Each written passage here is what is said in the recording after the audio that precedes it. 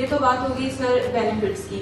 اب admission process کے حوالے سے تھوڑا اسٹوڈنٹس کو گائڈ کریں. اگر student U S A admission process کروانا چاہتا ہے تو اس کا مین کنسرن آج کل جو آ رہا ہے وہ ویزا ریجیکشن پہ آ رہا ہے. تو آپ اس حوالے سے تھوڑا اسٹوڈنٹ کو ایڈریس کریں کہ یہ کیوں آتا ہے, اس کے لیے اسٹوڈنٹ کو کیا پریکاشنس کرنی ہے کہ وہ ان چیزوں سے, ان ریجیکشن سے بچ سکے.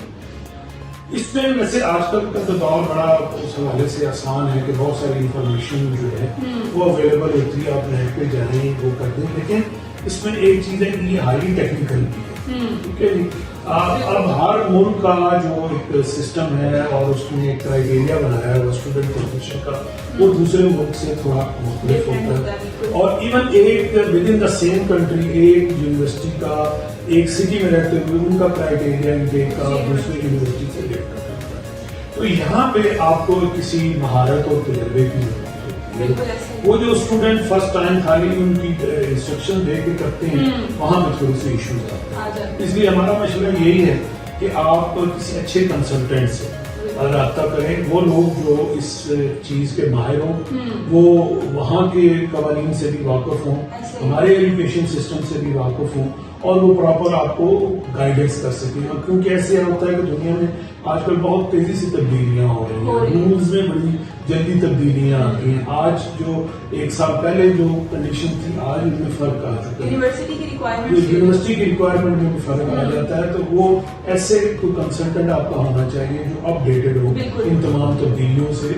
اب جو ہمارے پاس ہمارے فارم میں جو ITAS ایجوکیشن کنسلٹنٹ ہے, اب ہمارے پاس جو اسٹوڈنٹ آتا ہے تو ہمارا پہلا کام یہ ہوتا ہے کہ ہم اس کے ایجوکیشن ڈاکیومنٹس کو اور اسیس کرتے ہیں, اور اس کی اسیسمنٹ کے بعد پھر ہم دیکھتے ہیں کہ یہ اسٹوڈنٹ جو ہے وہ کون سی یونیورسٹی کے لیے ایلیجیبل ہے. پھر اس کی ایلیجیبلٹی ڈٹرمن کی جاتی ہے. پھر ہم اپنے جو USA کے آفس ہیں وہاں پہ اس اسٹوڈنٹ کے ڈاکیومنٹ دلواتے ہیں, اور وہ وہاں پہ ایک فائنل اسیسمنٹ ہو کے وہ ہمیں 3-4 یونیورسٹیز کے نام دے دیتے ہیں, آپ وہ کورسز سجیسٹ کرتے ہیں.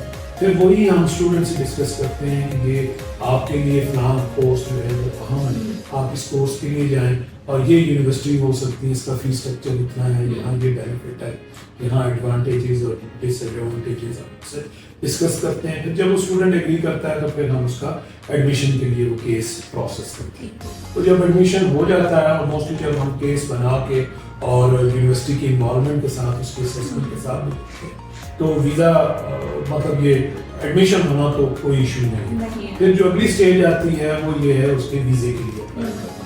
تو جب ہمارے پاس کیس لیٹر آ جاتا ہے یونیورسٹی کی طرف سے, پھر ایک اور کیس بنتا ہے جس میں اسٹوڈنٹ کا ویزا, اور اس کے لیے ہم اپلائی کرتے ہیں.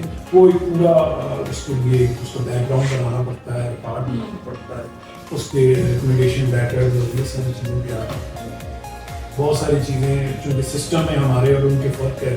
وہاں پہ او لیول ہے, اے لیول ہے, نہیں کلیئرنس لینا پڑتا ہے. پھر کیس ٹو کیس ویری کرتے ہیں. پھر ہم اس کا وہ جو کیس ہے وہ پھر بنا کے دیکھتے ہیں. وہ چونکہ امریکن ایمبیسی میں کیس جاتا ہے, وہ وہاں پہ وہ پھر اس کا سارا پروسیس ہوتا ہے.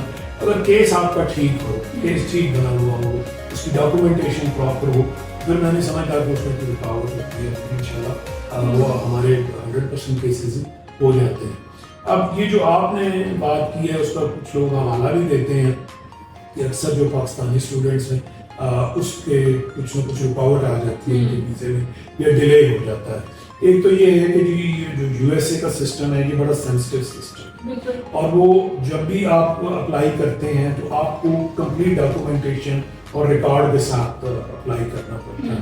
مثلا اگر آپ نے کہیں وزٹ کیا ہوا ہے, کوئی انٹرنیشنل ٹریول کیا ہوا ہے, تو اکثر لوگ اس کی ڈیٹیل نہیں دیتے, اور وہ جب انکمپلیٹ کیس جاتا ہے یا ان کو آپ کے بیانات میں کوئی تضاد محسوس ہوتا ہے, کنٹراڈکشن آتی ہے, تو وہ پھر اس کو ویریفیکیشن پہ لگا دیتے ہیں. وہاں پہ پھر زیادہ وقت لگ جاتا ہے. یہ وہ تو امریکہ کے جو کیسز ہیں وہاں پہ آپ کو بہت زیادہ محتاط ہو کے, ویجیلنٹ ہو کے کیس بنانا پڑتا ہے تاکہ کوئی اس میں رکاوٹ نہ رہ جائے, کوئی مشکل نہ رہ جائے.